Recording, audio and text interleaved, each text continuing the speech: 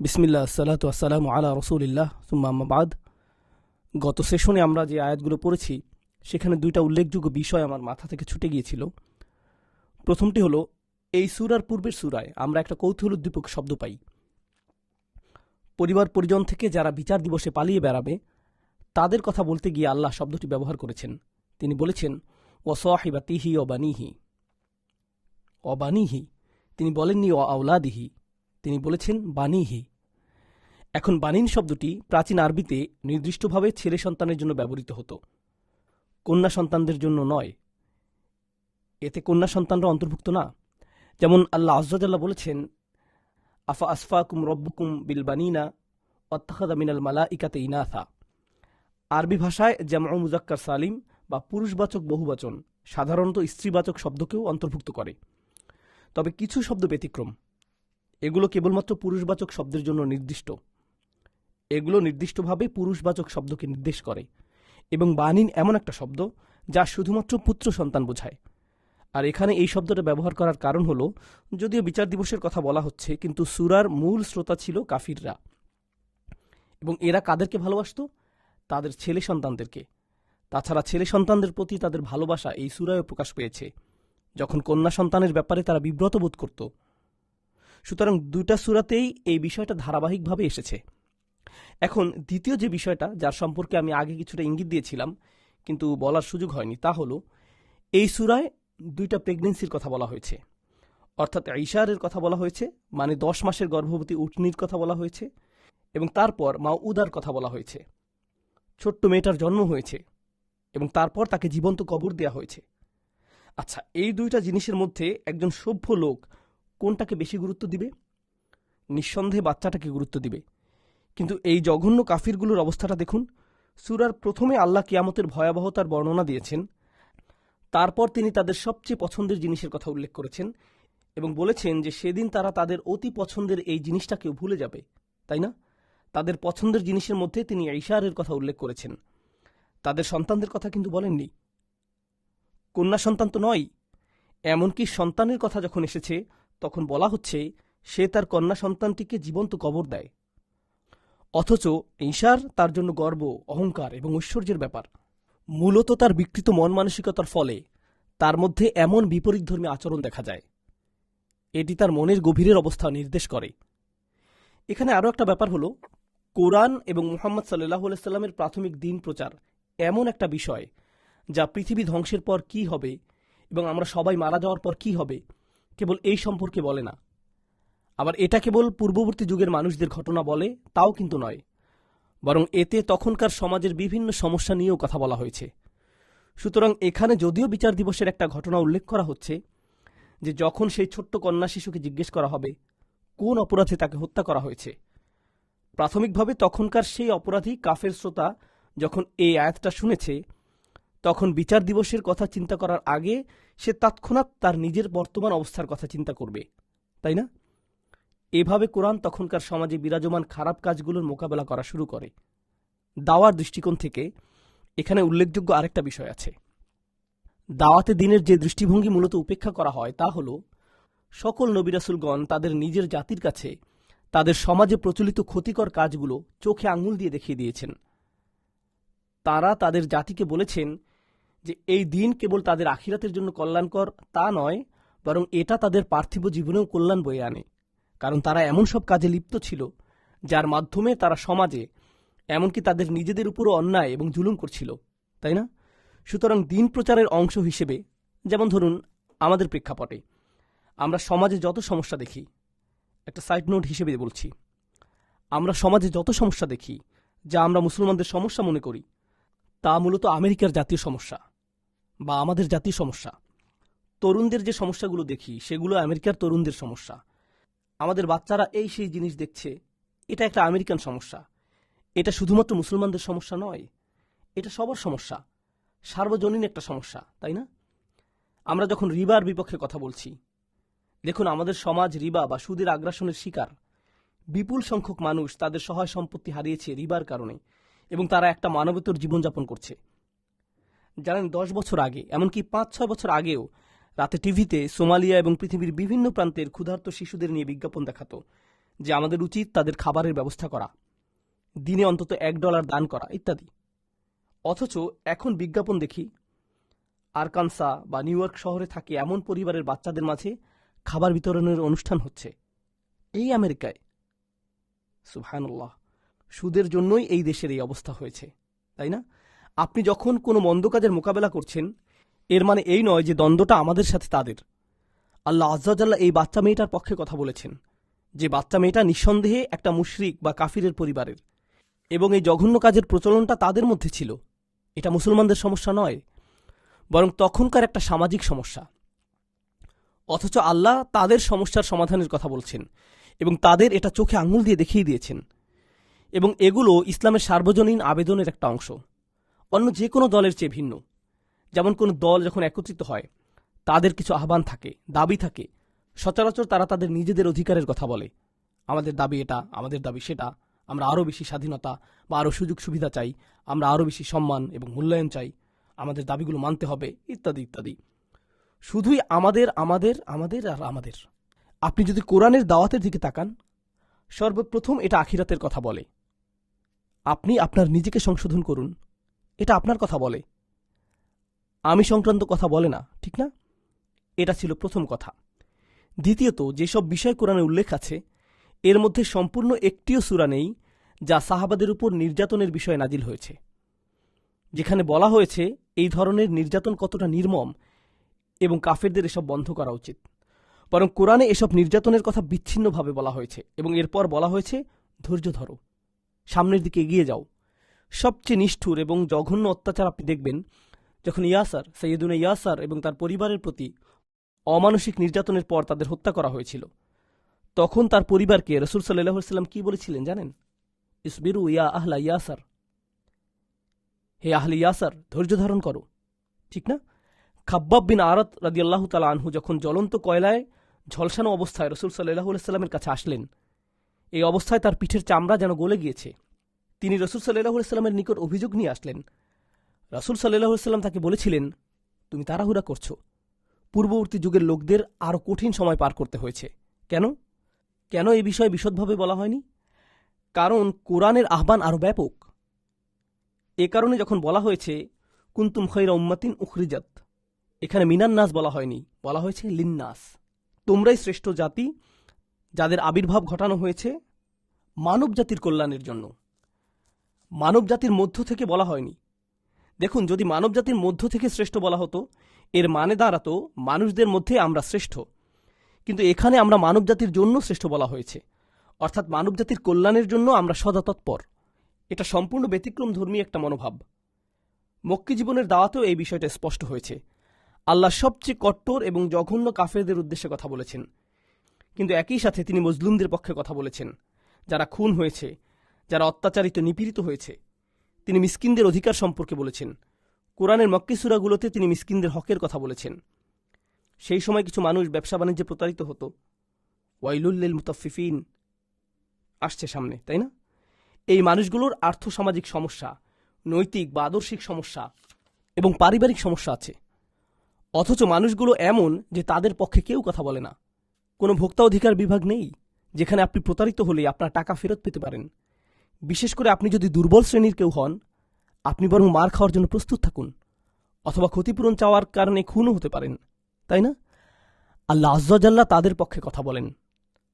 আল্লাহ তাদের পক্ষে কথা বলেন এবং মূলত এটা ইসলামের দাওয়াতের শক্তির একটা অংশ, যে এটা সবসময় নিপীড়িতদের পাশে থাকে। এটা ন্যায়ের উপর প্রতিষ্ঠিত। কুনু কওয়ামিনা লিল্লাহি শুহাদাআ বিল কিসত, তোমরা আল্লাহর জন্য ন্যায়ের সাক্ষ্যদাতা হিসেবে প্রতিষ্ঠিত থাকো। ন্যায় প্রতিষ্ঠার কথা বলা হচ্ছে। তো যাই হোক, এই ছিল দুইটা বিষয়ের উপর আমার সংক্ষিপ্ত মন্তব্য। প্রথম বিষয়টি ছিল দুই ধরনের প্রেগনেন্সি এবং এই দুই ক্ষেত্রে কাফেরদের বিকৃত মানসিকতার পরিচয়। আর অপর বিষয়টা হলো সমাজের ন্যায় বিচার প্রতিষ্ঠার কথা কোরআনে উল্লেখ করা। এখানে শুধুমাত্র আধ্যাত্মিকতা বা আখিরাতের কথা এবং পূর্ববর্তী যুগের মানুষের কথা উল্লেখ করা হয়েছে তা নয়, বরং বর্তমান সময়ের সমস্যার কথাও বলা হয়েছে, যে সমাজের এই খারাপ কাজগুলো তোমাদের প্রতিহত করতে হবে, না হয় তোমরা মারাত্মক সমস্যায় পড়বে। আচ্ছা, এখন এই পর্যায়ে এসে সূরাটিতে একটা পরিবর্তন দেখা যায়। বাকি আয়াতগুলো মূলত সূরার শেষ কথা। আমরা কিভাবে বুঝতে পারি এগুলো শেষ কথা? আসলে এখানে একটা ফা আছে। এই ফা অক্ষরটি এর পূর্বের আয়াতগুলোতে যা বলা হয়েছে তার সাথে এর পরবর্তী কথাগুলোকে অপরিহার্যভাবে যুক্ত করে। সুতরাং ইতোপূর্বে যে আলোচনা শেষ হয়েছিল এই বলে আলিমাত নাফসুম মা আহদরাত, যা আবার এর পূর্বের সম্পূর্ণ আলোচনার মূল কথা ছিল। অর্থাৎ ইতোপূর্বের সম্পূর্ণ ভাষণের মূল কথা একটা কথা এসে গিয়েছে, আলিমাত নাফসুম মা আহদরাত। প্রত্যেক মানুষ ভালোভাবেই জানে যে সে নিজের জন্য কী নিয়ে উপস্থিত হবে, সে খুব ভালো করেই জানে। প্রসঙ্গত এখানে আমলের কথা বলা হচ্ছে, মা আহদরাত, এটা মূলত আমল। এখন আমরা আমলের দুনিয়া থেকে বিশ্বাসের দুনিয়ায় যাচ্ছি, কারণ আমাদের আমল কাজকর্ম কিসের উপর ভিত্তি করে হয়? আমাদের বিশ্বাসের উপর, তাই না? এবং কোরআনে এই বিষয়টা বারবার বর্ণনা করা হয়েছে। প্রথমে বিশ্বাসের কথা উল্লেখ করলে পরে আমলের কথা উল্লেখ করা হয়, অথবা প্রথমে আমলের কথা উল্লেখ করলে পরে বিশ্বাসের কথা বলা হয়। কারণ ঈমান এবং আমল তথা বিশ্বাস এবং কৃতকর্ম একটা বৃত্তের আবর্তনের মতো। আপনার বিশ্বাস আপনাকে একটা নির্দিষ্ট ধরনের কাজ পরিচালনা করতে সাহায্য করে, আবার আপনার কাজকর্মের মাধ্যমে আপনার বিশ্বাস আরও দৃঢ়তা লাভ করে। সেই দৃঢ় বিশ্বাস আবার আপনার কাজকর্মকে প্রভাবিত করবে। সুতরাং ঈমান এবং আমলের মধ্যে একটা চক্র রয়েছে, ঠিক না? এখন সূরার পরবর্তী অংশে যাবার আগে আপনাদেরকে কাফেরদের মন মানসিকতা সম্পর্কে যে বিষয়টা জানতে হবে তা হলো, তারা কিছু নির্দিষ্ট জিনিসকে অশুভ মনে করত। যেমন কন্যা সন্তানদেরকে তারা অলক্ষণে বা তাদের পরিবারের জন্য দুর্ভাগ্য মনে করত। শুধু তাই না, আরও অনেক বিষয় যেমন নক্ষত্র নিয়েও তারা বিভিন্ন কুসংস্কারে বিশ্বাস করত।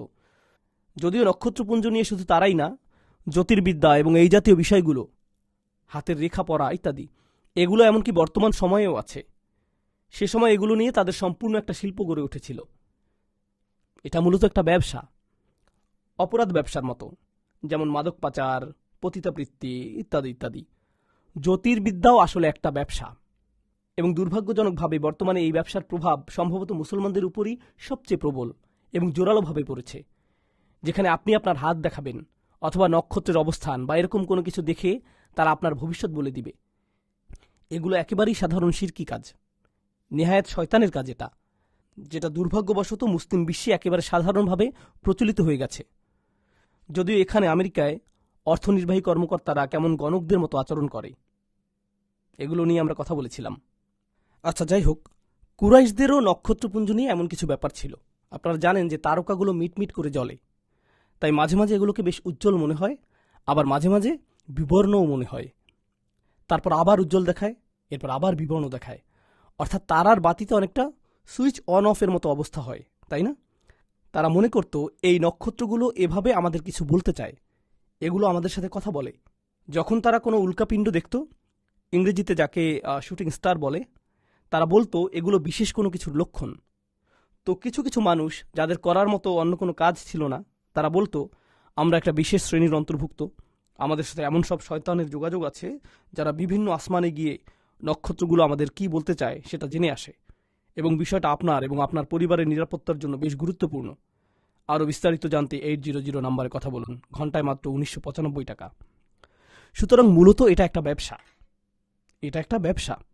বিষয়টা ছিল এমন যে আপনি আমাদের কাছে আসুন, আমরা আপনাকে সুনির্দিষ্ট তথ্য দিব যা আমরা একান্ত বিশ্বস্ত মাধ্যমে পেয়েছি। আমরা শয়তানদের সাথে কথা বলতে পারি এবং এই তথ্যগুলো তাদের কাছ থেকেই পাই, এবং এভাবেই আপনাদেরকে আমরা তথ্য দিয়ে থাকি। এরা ছিল কাহিন, মানে মাইন্ড রিডার।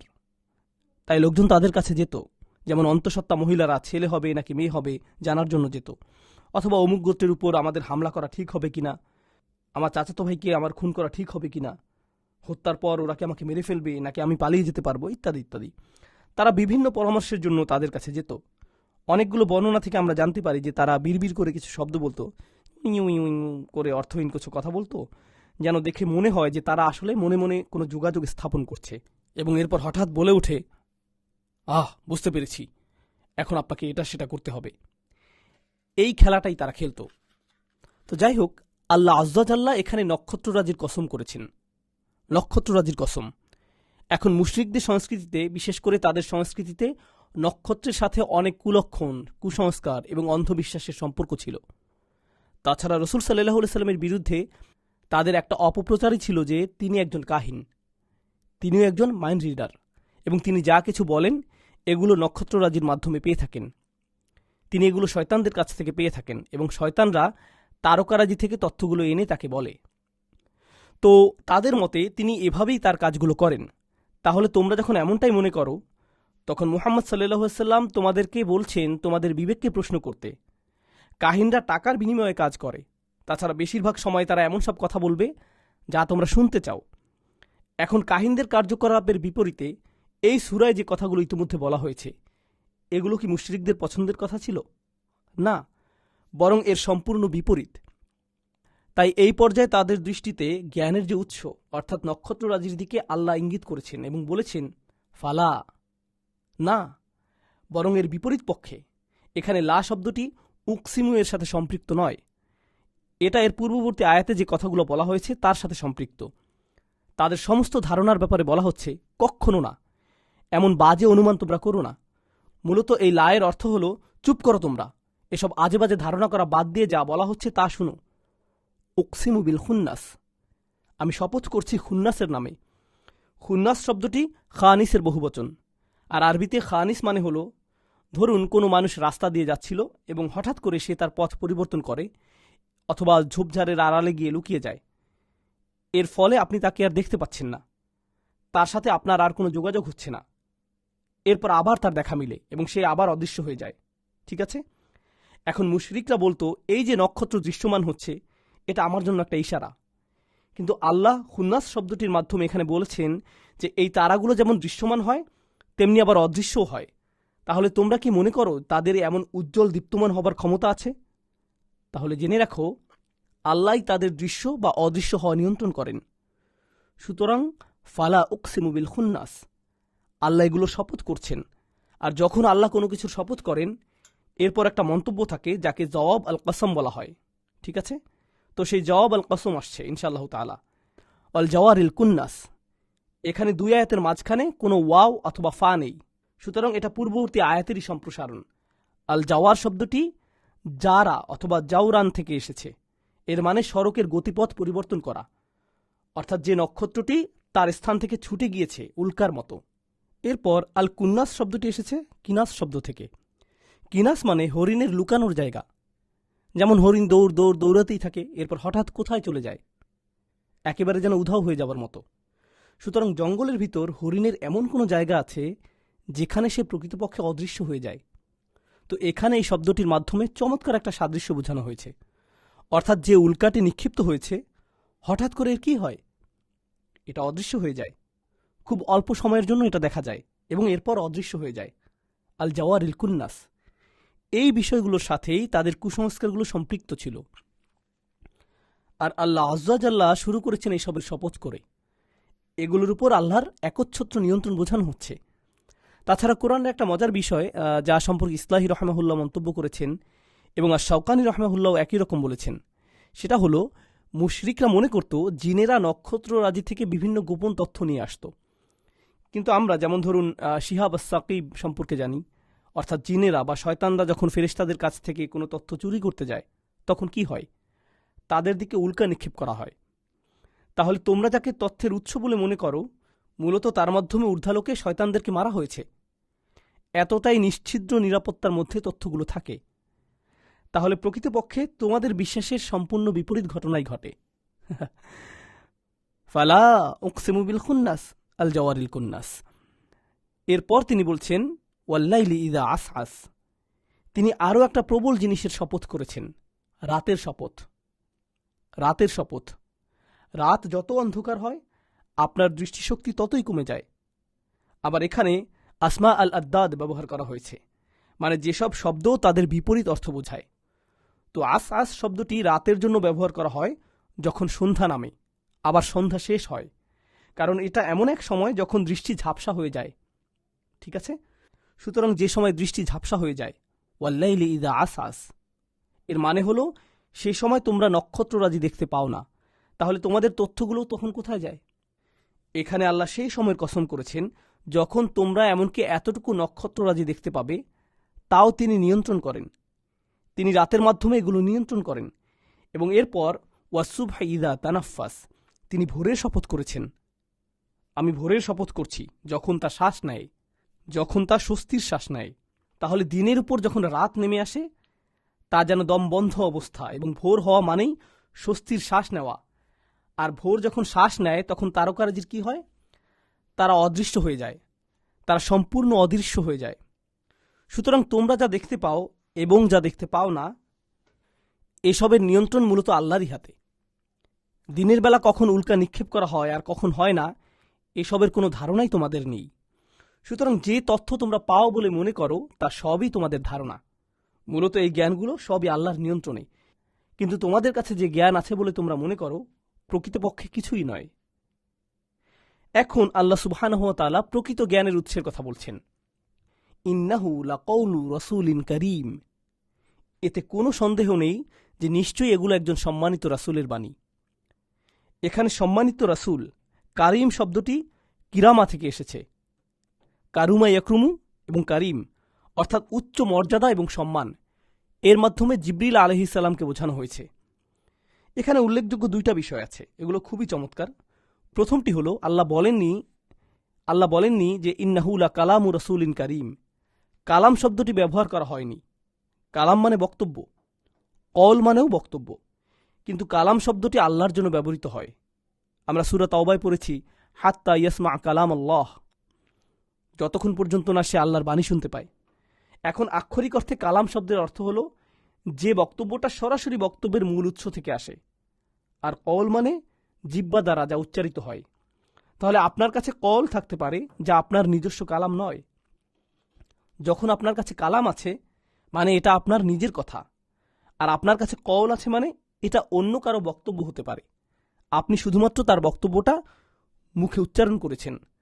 যেমন কলা রাসূলুল্লাহ সাল্লাল্লাহু আলাইহি ওয়াসাল্লাম, অর্থাৎ তিনি বলেছেন যে রাসূল সাল্লাল্লাহু আলাইহি ওয়াসাল্লাম বলেছেন। সুতরাং যখন কেউ জানতে চায় এটা কি তার কালাম, বলুন তো এটা কার কালাম? রাসূলুল্লাহ সাল্লাল্লাহু আলাইহি ওয়াসাল্লামের কালাম আর বর্ণনাকারীর কওল। আমরা রাসূল সাল্লাল্লাহু আলাইহি ওয়াসাল্লামের বাণী জানার জন্য ওই ব্যক্তির বর্ণনা গ্রহণ করেছি। বুঝতে পেরেছেন? তাহলে এর মানে অক্ষরে অক্ষরে বলা। এই লোকটি অক্ষরে অক্ষরে অন্যের বক্তব্য বলে যাচ্ছেন। সুতরাং এগুলো জিবরিল আলাইহিস সালামের কথা ছিল না। এগুলো কার কথা? এগুলো আল্লাহ সুবহানাহু ওয়া তাআলার কথা। এজন্য কালাম শব্দটা ব্যবহার করা হয়নি। কালাম শব্দটা শুধুমাত্র আল্লাহ আযযা ওয়া জাল্লার জন্য নির্দিষ্ট, কালাম আল্লাহ। কিন্তু এখানে বলা হয়েছে এটা একজন রাসূলের কওল। আবার এখানে সরাসরি ইন্নাহু লাকাউলু জিবরিল না বলে বলা হয়েছে ইন্নাহু লাকাউলু রাসূল। প্রথমে বোঝার চেষ্টা করুন কেন জিবরিল না বলে রাসূল বলা হয়েছে। কারণ তিনি কিছু একটা পৌঁছে দিচ্ছেন।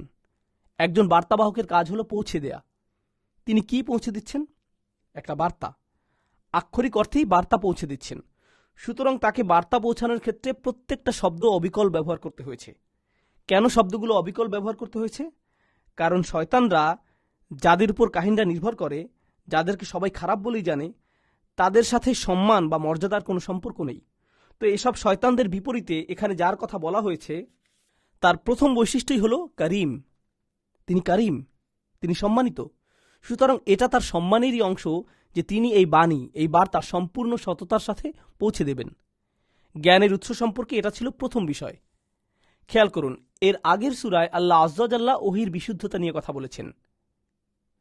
ফি সুহুফিম মুকাররামাহ মারফুআতিম মুতাহহারাহ বিআইদি সাফারাহ কিরামিন বারারাহ। এগুলো ছিল ওহীর বিশুদ্ধতা নিয়ে। কিন্তু এটা রিসালাতের কেবল একটা অংশ। রিসালাত মানে ওহী। রিসালাত মানে সেই ওহী যার কাছে পাঠানো হয়েছে এবং যার মাধ্যমে পাঠানো হয়েছে। তাহলে তিনটি বিষয়ের মধ্যে একটি বিষয়ের উপর বিগত সূরায় স্পষ্টভাবে আলোচনা করা হয়েছে। অর্থাৎ ওহী সম্পর্কে বা ওহীর উৎস সম্পর্কে বিগত সূরায় সুস্পষ্টভাবে বলা হয়েছে। এখন আল্লাহ কোন বিষয় সম্পর্কে বলছেন? ওহী প্রেরণ করার মাধ্যম সম্পর্কে বলছেন। আবার এই সূরাতেই তিনি রাসূলুল্লাহ সাল্লাল্লাহু আলাইহি ওয়াসাল্লামের সমর্থনে কথা বলছেন। যখন তিনি বলছেন ওমা সাহিবুকুম বিমাজনুন, তিনি রাসূলুল্লাহ সাল্লাল্লাহু আলাইহি ওয়াসাল্লামের সমর্থনে কথা বলছেন। সুতরাং এখানে তিনটা জিনিস, ওহী বা বার্তা, বার্তাবাহক এবং বার্তা প্রদানের মাধ্যম। ঠিক আছে? বিগত সূরায় ওহীর পক্ষে স্পষ্ট ভাষায় বলা হয়েছে। এই সূরায় ওহীর মাধ্যম সম্পর্কে জোরালো বক্তব্য দেয়া হয়েছে এবং এরপর নবী আলাইহিস সালাতু ওয়াস সালামের পক্ষে জোরালোভাবে কথা বলা হয়েছে। তো ইন্নাহু লাকাউলু রাসূলিন কারীম, রাসূল শব্দটি ফাউল শব্দের গঠন থেকে এসেছে, যেটা একটা মুবালাগা। আরবি ভাষায় এর মাধ্যমে অত্যুক্তি বোঝায়, অর্থাৎ যে ব্যক্তি কোনো বক্তব্য দেন এবং খুবই দক্ষতার সাথে বক্তব্য দিয়ে থাকেন। অথবা তিনি সবসময় বক্তব্য দেওয়ার কাজে ব্যস্ত থাকেন এবং ভালোই বক্তব্য দিয়ে থাকেন। জি কুওয়াতিন, অর্থাৎ এই বার্তাবাহক প্রবল ক্ষমতা এবং শক্তির অধিকারী। এখন শয়তানদের দুর্বলতা হল, এদেরকে যখন উল্কা নিক্ষেপ করা হয় তখন তাদের আত্মরক্ষার মতো কিছু থাকে না, তাদেরকে তখন পালিয়ে যেতে হয় এবং তাদেরকে কোথাও গিয়ে লুকিয়ে বসে ওহী শোনার চেষ্টা করতে হতো। ওয়া আন্না কুন্না নাকউদু মিনহা মাকআইদা লিস-সামঈ, সূরা জিনে এসেছে, আমরা সংবাদ শোনার জন্য আসমানের বিভিন্ন ঘাঁটিতে বসতাম, অতঃপর আমাদের দিকে শিহাব আর রাসাদা নিক্ষেপ করা হতো। কিন্তু অপরদিকে এই রাসূল নিজেই বেশ শক্তিমত্তার অধিকারী, তাই কেউ তার কাছ থেকে কিছু চুরি করতে পারে না। জি কুওয়াতিন। তারপর আল্লাহ আযজা ওয়া জাল্লা বলছেন, এই রাসূল কোথা থেকে ওইগুলো পেয়ে থাকেন? কোথা থেকে? ইনদা যিল আরশি মাকিন, ঠিক আরশের পাশ থেকে। আরবিতে আরশ শব্দের অর্থ ছাদ। আরাশা ইয়া আরিশু মানে কাঠের তৈরি ছাদ বানানো। আগের দিনে এমনটা হতো, ঠিক আছে? মরুভূমিতে কাঠ একটা অত্যন্ত ব্যয়বহুল জিনিস, তাই না? বর্তমান সময়ের মতো নয়। কাঠের কেন? পাথর কিংবা কংক্রিটের নয় কেন? কিন্তু শব্দগুলো যে সময় নাজিল হয়েছিল তখনকার সমাজের সাথে তুলনা করতে হবে। আরশুল বাইত মানে বাড়ির ছাদ। মাকিন খুবই উৎসাহ উদ্দীপক, ইন্টারেস্টিং একটা শব্দ। আরবি ভাষায় কোনো শব্দের শব্দ মূল থেকে যে উৎপন্ন শব্দ হয় সেটা অদল বদল করে খুবই চমৎকার, কাব্যিক এবং ছবির মতো স্পষ্ট শব্দ তৈরি করা যায়। মাক্কানা মানে কোথাও বসবাস করা, মাকান মানে ঘর, থাকার জায়গা, কাউন মানে থাকা, অবস্থান করা বা হওয়া। এখন মাকিন মানে কোথাও স্থায়ীভাবে বসবাস করা, আর আরবিতে মাক্কানা এবং তামকিন মানে কাউকে উচ্চ মর্যাদা দেওয়া। এবং সেই প্রাচীনকাল থেকে এখন পর্যন্ত কোনো বাসার মালিক বা জায়গার মালিক হওয়া কিসের প্রতীক? একটা সামাজিক মর্যাদার প্রতীক। সামাজিক মর্যাদার প্রতীক। তাছাড়া দুনিয়াতে বর্তমান সময়ে যত দামি এলাকায় আপনার বসবাস ততই বেশি আপনার সামাজিক মর্যাদা, ঠিক না? তো এখানে আল্লাহ জিবরিল আলাইহিস সালাম সম্পর্কে বলছেন ইনদা যিল আরশি মাকিন, অর্থাৎ আরশের অধিপতির ঠিক পাশেই তার অবস্থান। আবার একইভাবে তিনি উচ্চ মর্যাদার অধিকারী। এখানে দুইটা বিষয়, তার অবস্থান এবং তার মর্যাদা। তারপর তিনি বলছেন মুতাঈন, তিনি খুবই মান্যবর। মুতাঈন শব্দটি আরবি ভাষার আরেকটা চমৎকার শব্দ, তাউন থেকে এসেছে। তাআ শব্দের একটা অর্থ হল উদযাপন করা, আবার এর অর্থ কোনো কাজে স্বেচ্ছায় নিযুক্ত হওয়া। আল্লাহ বলছেন ফামান তাতাওয়া খায়রান ফাহুয়া খায়রুল লাহু, যে ব্যক্তি স্বেচ্ছায় কোনো ভালো কাজ করবে, যেমন তারা যদি অতিরিক্ত রোজা রাখতে চায় অথবা হজের ফরজগুলো পালন করার পর যদি তারা সেখানে আরও কিছু সময় থাকতে চায়, এটা তাদের জন্য ভালো, ঠিক আছে? সুতরাং তাতাওয়া শব্দটি আপনার স্বেচ্ছায় করা কোনো কাজ বোঝায়। আল্লাহ আযজা ওয়া জাল্লা জিবরিল আলাইহিস সালামের জন্য যে বিশেষণ ব্যবহার করেছেন মুতাঈন, এটা ইসমে মাফউল, একটা কর্মবাচ্য বিশেষ্য, যার মাধ্যমে বোঝানো হচ্ছে তাকে মান্য করা এবং ভালোবেসেই মান্য করা। এর মানে তার অধীনে ফেরেশতাদের সুদৃঢ় বাহিনী রয়েছে যারা তার সকল আদেশ মান্য করে। আমরা যেভাবে বলি, ধরুন কোনো জেনারেল যখন কোনো আদেশ করেন এবং একজন সৈন্য যে খুবই আজ্ঞাবহ একজন সেনা, সে বলবে নিশ্চয়ই, সানন্দে। সুতরাং যার কথা সানন্দে মান্য করা হয় তাকেই বলা হয় মুতা, অর্থাৎ তিনি তার সুদৃঢ় বাহিনী দ্বারা সানন্দে অনুসরণীয়। কেন আমাদেরকে এই কথা বলা হচ্ছে? কারণ তিনি তার বার্তা পৌঁছে দেওয়ার সময় তার সাথে তার বাহিনীর মধ্য থেকে একটা নিরাপত্তা বাহিনী থাকে। আচ্ছা চলুন দুনিয়াবি উদাহরণ দিয়ে বোঝার চেষ্টা করি। যখন অতি গুরুত্বপূর্ণ কোনো কাগজপত্র বা তথ্য বা নতুন প্রযুক্তি সম্পর্কে বক্তব্য দেওয়া হয় তখন কি হয়? নিরাপত্তায় নিয়োজিত কোনো কর্মী কি এই ব্যাপারে বক্তব্য দিতে পারে? না। আপনার অবশ্যই উচ্চপদস্থ কর্মকর্তা প্রয়োজন যাদের এ পর্যন্ত যাবার অনুমতি আছে। তারপর তারা এই তথ্যগুলো গাড়িতে নিরাপত্তার সাথে রাখেন এবং এটাকে ঘিরে কয়েক স্তরের নিরাপত্তা বেষ্টনী থাকে। বিষয়টি সম্পর্কে বক্তব্য দেওয়া শুরু করার আগে চারিদিক নজরদারিতে আনতে হয় এবং আপনাকে একটা ভালো নিরাপত্তা নিশ্চয়তা পেতে হবে। এমন গুরুত্বপূর্ণ কাজের জন্য এ ধরনের সর্বোচ্চ স্তরের প্রস্তুতির প্রয়োজন, যা এখনকার সময়েও দেখা যায়। আর এই কথাটাই আমাদেরকে এখানে বলা হচ্ছে। ওহী এমন অতি গুরুত্বপূর্ণ তথ্য এবং এটা আসছে একটা অতি উচ্চ মাধ্যম থেকে। তাছাড়া যিনি এই ওহী নিয়ে আসছেন তিনিও উচ্চ মর্যাদার অধিকারী এবং তার রয়েছে এমন নিরাপত্তা বাহিনী মুতাঈন সাম্মা আমিন। মুতাঈন সাম্মা মানে তিনি সেখানে মান্যবর। আরবি ভাষায় সাম্মা শব্দটি দুটি অর্থ প্রকাশ করে। প্রথমটি হল জারফ মাকান, মানে এমন একটা বিশেষ্য যার মাধ্যমে কোনো স্থান বোঝায়। তাহলে সেখানে আরশের ঠিক পাশে জিবরিল আলাইহিসসালামের বিপুল সংখ্যক অনুসারী আছেন। এটি হলো সাম্মা এর একটি অর্থ। এর আরও একটি বেশ উৎসাহ উদ্দীপক অর্থ আছে। যখন এটি একটি বিশেষণের আগে উল্লেখ করা হয় তখন সেই বিশেষণকে শক্তিশালী করার জন্য, অথবা অন্য সব বিশেষণের উপর এই বিশেষণকে লক্ষণীয় করার জন্য এটা ব্যবহৃত হয়। তাহলে একটা বিষয় সাম্মা থেকে আমরা জানতে পারি, তা হলো জিবরিল আলাইহিসসালামের স্থান, এবং অপর যে বিষয়টা জানতে পারি তা হলো জিবরিল আলাইহিসসালাম সম্পর্কে যতগুলো বিশেষণ ব্যবহার করা হয়েছে এদের মধ্যে সবচেয়ে লক্ষণীয় কোনটি? আমিন। ঠিক আছে, মুতাইন সাম্মা আমিন, তিনি বিশেষভাবে বিশ্বস্ত। কেন এটা সবচেয়ে গুরুত্বপূর্ণ? আপনার কাছে উচ্চমার্গের নিরাপত্তা ব্যবস্থা থাকতে পারে, অতি উচ্চ মর্যাদার বার্তাবাহক থাকতে পারে, কিন্তু সেই বার্তাবাহকের যদি খারাপ মতলব থাকে, সে কি তথ্য বিক্রি করে দিতে পারে না? সে কি ভুল পথে যেতে পারে না? তার কি অন্য কোনো উদ্দেশ্য থাকতে পারে না? তাহলে বাহ্যিক নিরাপত্তার ব্যাপারগুলোর পর এই ব্যক্তির সবচেয়ে গুরুত্বপূর্ণ বৈশিষ্ট্য কোনটি? তার বিশ্বস্ততা। তাই আল্লাহ বলছেন সাম্মা আমিন, তিনি অবিশ্বাস্য রকমের বিশ্বস্ত।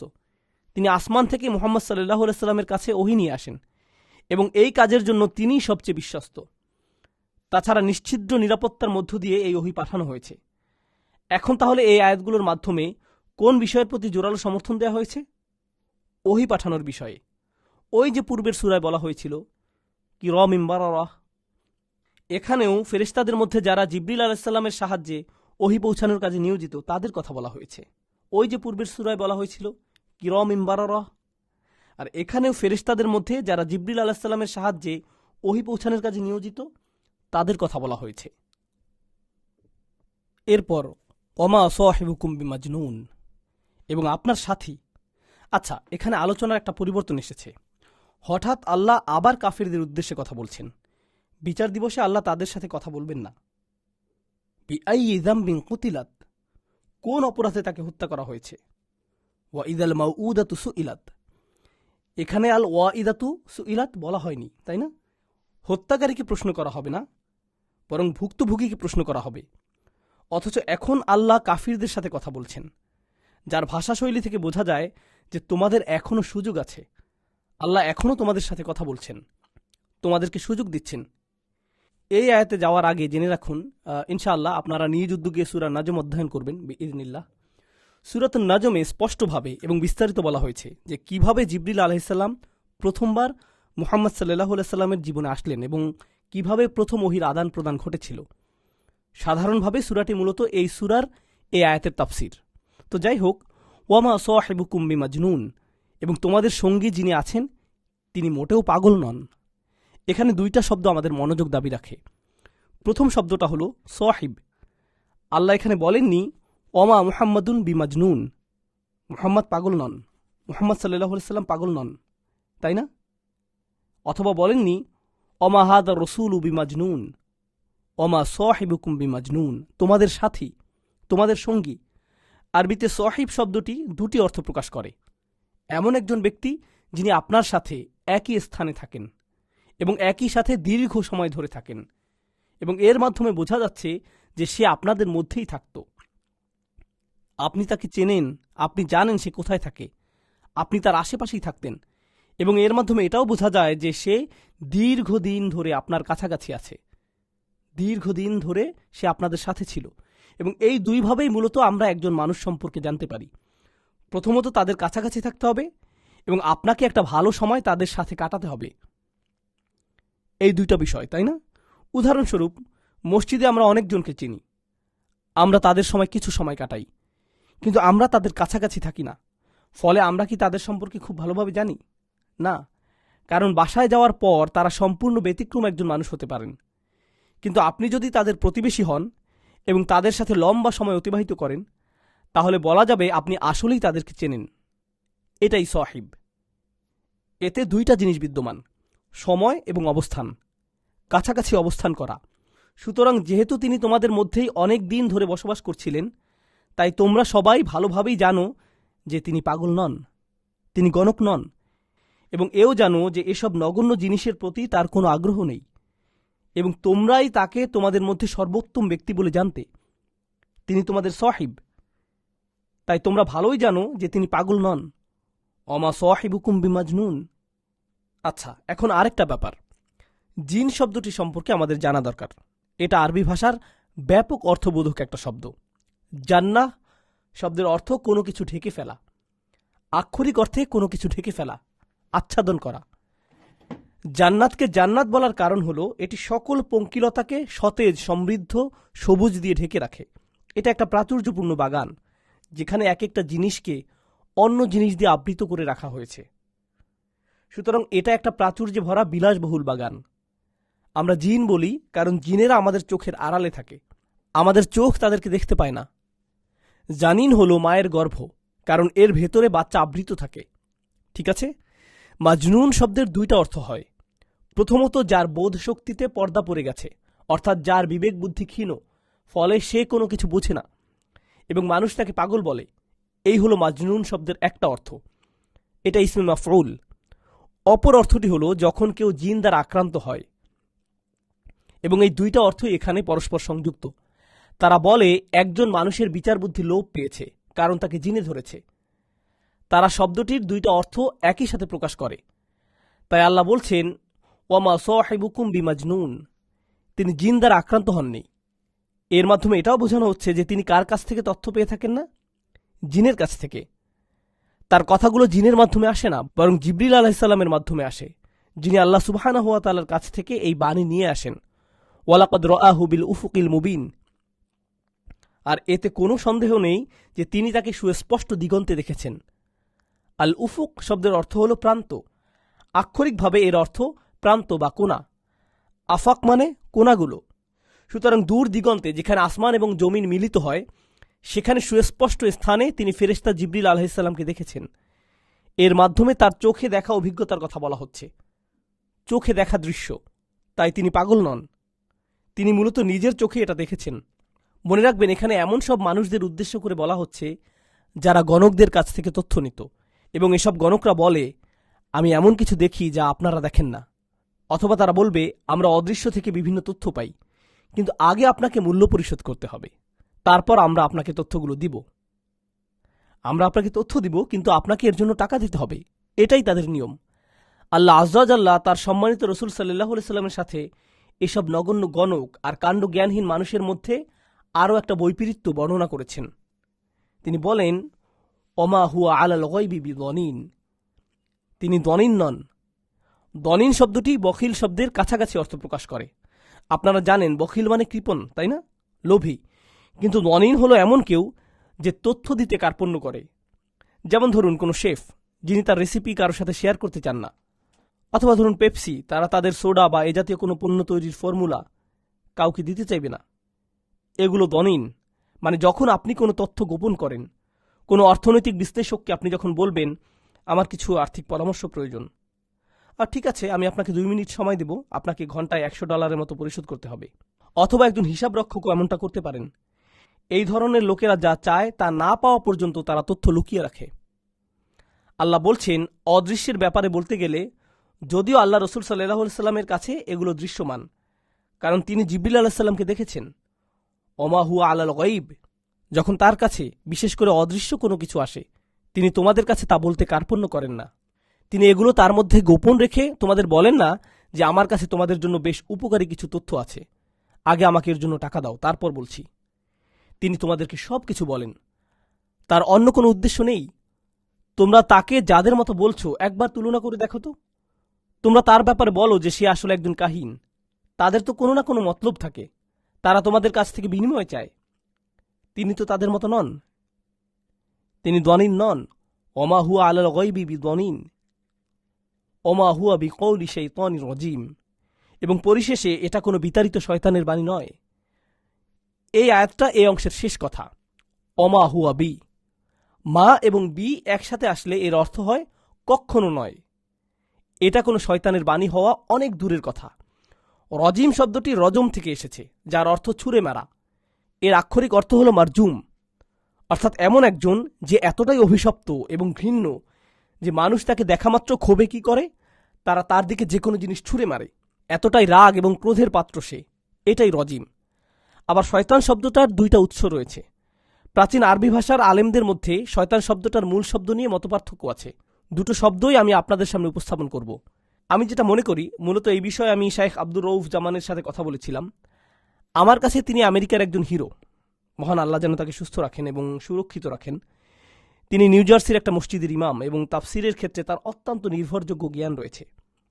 তিনি বলেন, দেখুন, যখন কোনো শব্দ একাধিক শব্দমূল থেকে ব্যাখ্যা করা যায়, এর মাধ্যমে সম্ভবত ওই ভাষার উপর আল্লাহ আজ্জাজাল্লার কর্তৃত্ব কত বেশি তা প্রকাশ পায়। অর্থাৎ শব্দটির বিভিন্ন অর্থের কথা আমরা চিন্তা করি এবং দেখি সবগুলো অর্থই সংগতিপূর্ণ, এবং এর কারণ হলো স্বয়ং আল্লাহ এই ভাষার স্রষ্টা, এবং তিনি এমন একটি শব্দ বেছে নেন যা দুটি অর্থকেই সমর্থন করে, এবং এভাবে দুটি অর্থকে একটি শব্দের মাধ্যমে প্রকাশ করেন। ভাষা ব্যবহারের ক্ষেত্রে এটা আল্লাহর অসাধারণ একটা ক্ষমতা, কারণ ভাষা তাঁরই সৃষ্টি। যাই হোক, শায়তানা মানে সত্য থেকে অনেক দূরে থাকা। এটা শয়তান শব্দের একটা অর্থ, অর্থাৎ এমন একজন যে কিনা সত্য থেকে অনেক দূরে থাকে। এটি মুবালাগা, শাইতান, ফায়াল প্যাটার্নের। আবার এটি শাতা শব্দমূল থেকেও আসতে পারে। শাতা মানে আগুনে পরিপূর্ণ, আক্ষরিকভাবে রাগের আগুনে ভরা। অর্থাৎ এমন একজন যে কিনা প্রচণ্ড রাগী অথবা ভীষণ হতাশ, আক্ষরিক অর্থে ক্রোধের আগুনে পরিপূর্ণ এবং দগ্ধ, ঝলসানো। শাইতান শব্দটি তখন মুবালাগার ফালান প্যাটার্নে হয়। সুতরাং আমরা বুঝতে পারলাম, একদিকে শাইতান বলতে এমন কাউকে বোঝানো হচ্ছে যে কিনা সত্য থেকে সবচেয়ে বেশি দূরে থাকে। এটা প্রথম অর্থ। দ্বিতীয় অর্থ হলো, আদম আলাইহিসসালামের সামনে তার অপমান তাকে এতটাই ক্ষুব্ধ করেছে যে সে এখন পর্যন্ত যা কিছু করেছে তার সেই তখনকার ক্রোধেরই ফলাফল। সেই ক্ষোভের আগুনে সে এখনো পুড়ছে।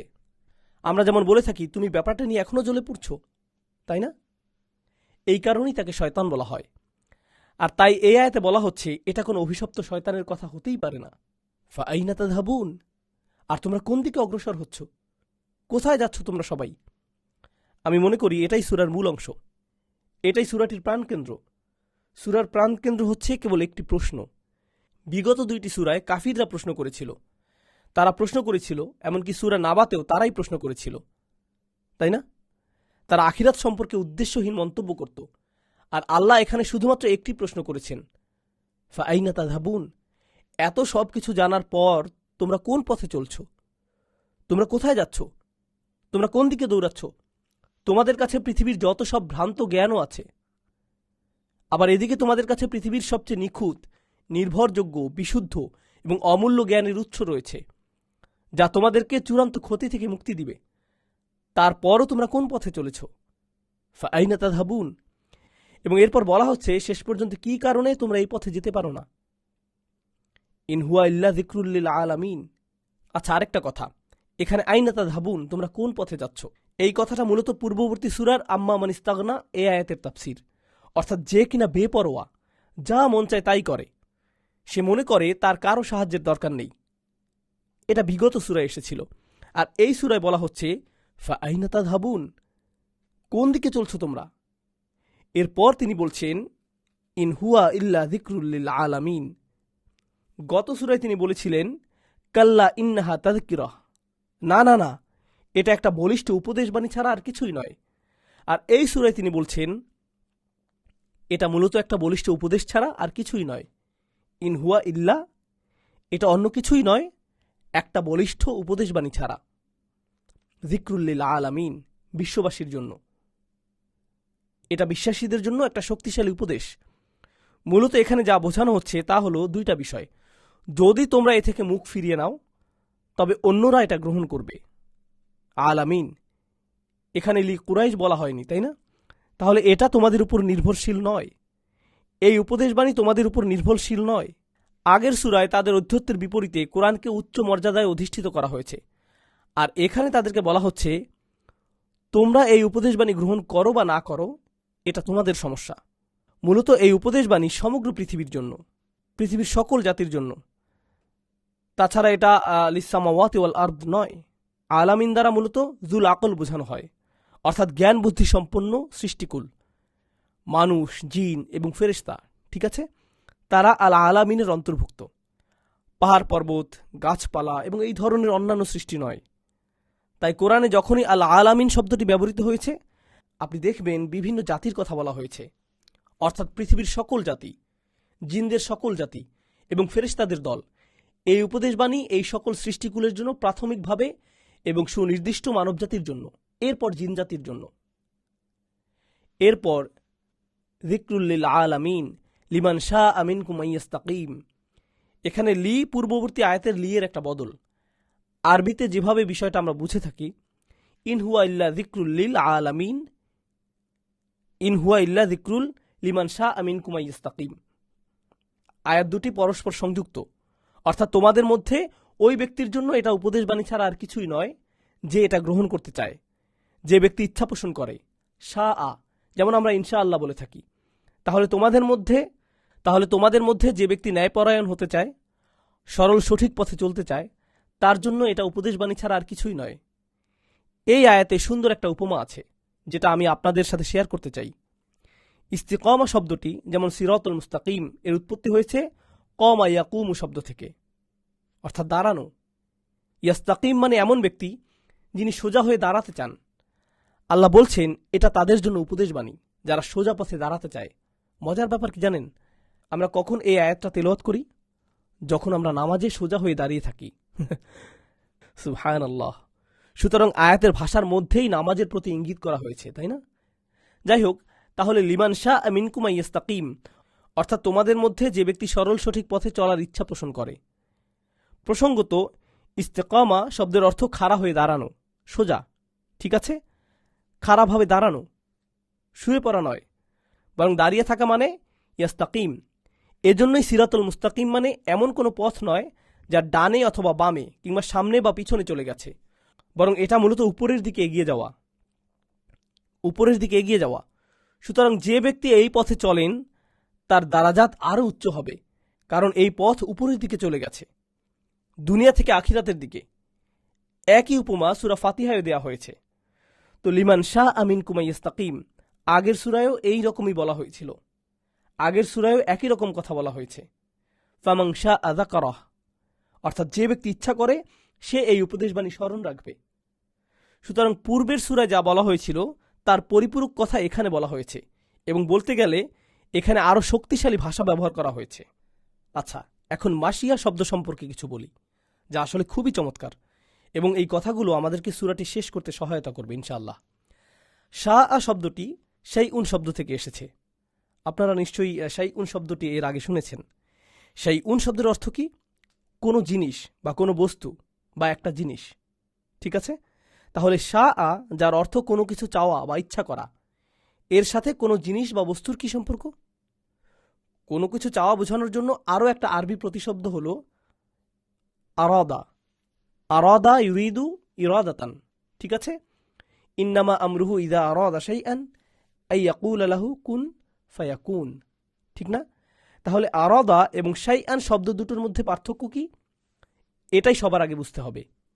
শাআ শব্দটি শাইউন শব্দ থেকে এসেছে, যার অর্থ পাকাপোক্ত বা সুনির্দিষ্ট ইচ্ছা। ঠিক যেমন আশাই এর মতো। আশাই হলো এমন জিনিস যা দৃশ্যমান বা বাস্তব, এটা দুর্বোধ্য বা অবাস্তব কোনো বস্তু নয়। সুতরাং যখন আপনার ইচ্ছা এমন পাকাপোক্ত হয় যে আপনি অবশ্যই এমনটা করবেন, ইচ্ছাটা এতটাই বাস্তবিক, ঠিক যেন দৃশ্যমান কোনো বস্তুর মতো, এই ধরনের ইচ্ছা বেশ শক্তিশালী। অন্যদিকে ইরাদাতুন আপনার মাথায় থাকতে পারে, কিন্তু এটা কখনো সুস্পষ্টভাবে প্রকাশ পায় না। এমনকি আপনি কখনো এই ইচ্ছা পূরণ করার জন্য কোনো পরিকল্পনাই করেননি। যেমন ধরুন, একজন ব্যক্তি বলে, আমাকে আরও ভালো হতে হবে, আমি নামাজ শুরু করার প্ল্যান করেছি, কিন্তু তারা কখনোই নামাজ শুরু করে না। অথবা আমি এখন থেকে ভালো পড়ালেখা করব, আমি স্থির করেছি যে আমি কঠোর পরিশ্রম করব, আমি স্থির করেছি যে আমি আরও বেশি লেখাপড়া শুরু করব, এবং তাদের এই ইচ্ছা একই জায়গাতে থেকে যায়। 10 বছর পরও, হেই, তোমার ইচ্ছার খবর কি? ও হ্যাঁ, আমার এখনো ইচ্ছা আছে, আমার ইচ্ছা খুব যত্নের সাথে রাখা আছে। সুতরাং এটা ইরাদা হতে পারে, কিন্তু মাশিয়া নয়, এটা পাকাপোক্ত নয়। তাহলে আল্লাহ এখানে এমন ব্যক্তির কথা বলছেন যিনি শক্তিশালী ইচ্ছা পোষণ করেছেন। হয়তো তাদের কারো কারো মনে এ ব্যাপারে হঠাৎ চিন্তা এসেছিল, তাদের ইরাদাও ছিল, কিন্তু তারা কখনো সুস্পষ্টভাবে প্রকাশ করেনি। অন্যদিকে সরল সঠিক পথে চলতে সক্ষম হবে কে? কোরআন থেকে উপদেশবাণী গ্রহণ করতে পারবে কে? যার কাছে সত্যিকারের মাসিয়া আছে, তারা স্থির সংকল্প করেছে, সুনির্দিষ্ট পরিকল্পনা করেছে। এভাবে এটি শাইউন শব্দ থেকে এসেছে। ঠিক আছে, লিমান শাহ আমিন কুমাইয়াস্তাকিম। কিন্তু শেষ পর্যন্ত তোমার মাসিয়া, তোমার সুনির্দিষ্ট পরিকল্পনা অপর একটা বিষয়ের উপর নির্ভরশীল। আমরা আমাদের স্থির সংকল্পকে যতই শক্তিশালী মনে করি না কেন, কেবল আমাদের এই শক্তিশালী সংকল্প আমাদের জন্য যথেষ্ট নয়। আল্লাহ বলছেন, অমা তাশাউন, তোমরা নিজেরা কি এমন পাকাপোক্ত পরিকল্পনা করবে? ইল্লা আইয়াশা আল্লাহ, আল্লাহ যা ইচ্ছা করেন তা ব্যতীত। তোমার জন্য আল্লাহ সুনির্দিষ্টভাবে যা পরিকল্পনা করে রেখেছেন, তার বাইরে কি সুনির্দিষ্ট ইচ্ছাই বা তুমি করতে পারো? ঠিক না? আর এটা মূলত কোরআনের একটা সার কথা, যেখানে আল্লাহ আয্যা ওয়াজাল্লা এক কথায় আল্লাহর ইচ্ছা এবং মানুষের প্রচেষ্টার মধ্যে সমন্বয়ের কথা ব্যাখ্যা করেছেন। সমগ্র কোরআনে আল্লাহর ইচ্ছার সাথে মানুষের প্রচেষ্টার সমন্বয়ের কথা বলা হয়েছে। আচ্ছা, এখানে কার উদ্যোগের কথা আগে বলা হয়েছে? লিমান শাহ মিনকুম আইয়াস্তাকিম ওমা তাশাউনা ইল্লা আইয়াশা আল্লাহ। এই আয়াতে কার প্রচেষ্টার কথা আগে বলা হয়েছে? আমাদের। আপনি আপনার প্রচেষ্টা চালান, আপনি মনস্থির করুন, আপনি দৃঢ় সংকল্প করুন, আপনি প্রথম পদক্ষেপটা নিন। আল্লাহ আপনার জন্য পরবর্তী 1000টা পদক্ষেপ সহজ করে দিবেন। আপনি যদি মনে করেন আপনি একার প্রচেষ্টায় কাজ করবেন, তাহলে আপনি ব্যর্থ হবেন। আবার আপনি যদি মনে করেন আল্লাহ আপনার জন্য সবকিছু করে দিবেন, তাহলেও আপনি ব্যর্থ হবেন। আপনাকেই প্রথম উদ্যোগ নিতে হবে এবং এরপর আল্লাহ সুবহানাহু ওয়া তাআলার উপর ভরসা করতে হবে। সুতরাং এটাই আমাদের দায়িত্বের সাথে আল্লাহর সাহায্যের সমন্বয়। যখন আপনি এই সমন্বয় বুঝতে পারবেন না, তখন দুই ধরনের সমন্বয়হীনতা দেখা দেয়। একদিকে কেউ কেউ মনে করে তারা তাদের একার প্রচেষ্টায় সবকিছু করতে সক্ষম, তারা স্বাধীন, ইস্তিগনা। অপরদিকে আপনি এমন মানুষ দেখবেন যে নিজে কোনো চেষ্টা তো করেই না, আরও কি বলে, আল্লাহ আমার জন্য সবকিছু করে দিবেন, আল্লাহ যখন চাইবেন আমি ভালো হয়ে যাব। আল্লাহ তোমার জন্য এটা চেয়েছেন, তাই তোমার সাথে এমনটা হয়েছে। আমার জন্য আল্লাহ চান নাই, তাই আমার সাথে হয়নি। না না না না, বরং আপনি এটা চান নাই, তাই আল্লাহ আপনার জন্য এটা চান নাই। অমা তাশাউনা ইল্লা আইয়াশা আল্লাহু রাব্বুল আলামিন, যিনি একমাত্র শাসনকর্তা, সমগ্র পৃথিবীর রব। শেষের এই শব্দটি অর্থাৎ রুবুবিয়্যাহ, এই শব্দটিকে কোরআনে প্রত্যেকবার হেদায়েতের সাথে সম্পৃক্ত করা হয়েছে। প্রত্যেকবার। তাহলে তোমরা নিজেদের জন্য কি আশা করছো, যা তোমাদের মনিব তোমাদের জন্য চান না? এবং পরিশেষে হেদায়েতের কথা বলে সূরাটি শেষ করা হয়েছে। ইনশাআল্লাহ আমরা শেষ বক্তব্য হিসেবে দেখব কিভাবে সূরাটি শুরু হয়েছিল এবং কিভাবে এটা শেষ করা হয়েছে। আল্লাহর ইচ্ছায় সাংঘাতিক কিছু জিনিসের আবির্ভাব ঘটবে, এমন বর্ণনা দিয়ে সূরাটি শুরু হয়েছিল, ঠিক না? আল্লাহর ইচ্ছাতেই পাহাড়গুলো চারিদিকে ভাসতে শুরু করবে, উদ্দেশ্যহীনভাবে হাঁটার মতো, এবং সূর্যকে মুড়িয়ে ফেলা হবে, নক্ষত্রগুলো ছিটকে পড়বে এবং এগুলো তাদের মূল গঠনের প্রকৃতি হারিয়ে ফেলবে। তাছাড়া আকাশকে আবরণ মুক্ত করা হবে, যা দেখতে ঠিক যেন উটের চামড়া ছাড়িয়ে নেয়ার মতো দেখাবে।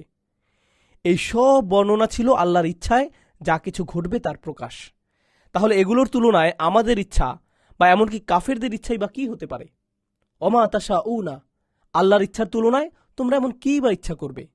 ইল্লা আইয়াশা আল্লাহু রাব্বুল আলামিন। এভাবে সূরার শুরুতেই সমগ্র পৃথিবীর উপর আল্লাহর একক আধিপত্যের সুস্পষ্ট বর্ণনা দেয়া হয়েছে। এখানে আরও একটা চমৎকার তুলনা লক্ষ্য করা যায়। শুরুতে বলা হয়েছে পৃথিবীতে কি কি ঘটবে, তারপর এগুলোর বর্ণনা দেওয়ার পর একটা সাধারণ প্রশ্নের মাধ্যমে বক্তব্য শেষ করা হয়েছে, আইনা তাযহাবুন, তোমরা কোথায় যাচ্ছ? এত কিছু শোনার পর তোমরা কি সিদ্ধান্ত নিয়েছ? তোমরা কোন দিকে এগিয়ে যাচ্ছ? সুতরাং ইসলাম একজন মানুষের কাছে যে জিনিসটা চায়, যে জিনিসটা দাবি করে, তা হলো আমরা যেন কেবল ভাবগত চিন্তার মধ্যে ডুবে না থাকি, যেখানে আমরা অনেক বিজ্ঞ বিষয় সম্পর্কে শুধুমাত্র শুনি, কিন্তু কখনো এগুলো নিয়ে চিন্তাভাবনা করি না, নিজেদের জীবনে বাস্তবায়নের কথা ভাবি না। ইসলাম দাবি করে আপনি যখন কোনো কিছু সম্পর্কে জানবেন এবং এর মধ্যে সত্য খুঁজে পাবেন, তখন আপনি কেবলমাত্র এরকম বলবেন না যে বিষয়টা খুব ইন্টারেস্টিং, এবং এরপর উদাসীনভাবে চলে যাবেন। না না না, তোমরা কোন পথে যাচ্ছ? কোথায় যাচ্ছ তোমরা? এগুলো এমন বিষয় ছিল যা তোমাদের কাছ থেকে একটা পরিবর্তন দাবি করে। সুতরাং এটা মানুষকে তাদের চিন্তাগুলোকে কাজে রূপান্তরিত করতে অপরিহার্যভাবে আহ্বান করে। এভাবে আমরা আরেকটা সমন্বয় খুঁজে পাই। আমরা আল্লাহর ইচ্ছার সাথে মানুষের প্রচেষ্টার কথা বলেছিলাম। আরেকটা সমন্বয়ের বিষয় হল চিন্তা এবং কাজের মধ্যে সমন্বয়। সুতরাং সূরার শুরুতে ছিল চিন্তার খোরাক, আর শেষ হয়েছে কাজের কথা বলে। সুবহানাল্লাহ। আল্লাহ আমাদেরকে তার কোরআন সঠিকভাবে এবং আরো ভালোভাবে বোঝার সুযোগ দিন। সুবহানাকাল্লাহুম্মা ওয়া বিহামদিকা ওয়া নাশহাদু আল্লা ইলাহা ইল্লা আনতা নাস্তাগফিরুকা ওয়া নাতুবু ইলাইক। আসসালামু আলাইকুম ওয়া রাহমাতুল্লাহি ওয়া বারাকাতুহু।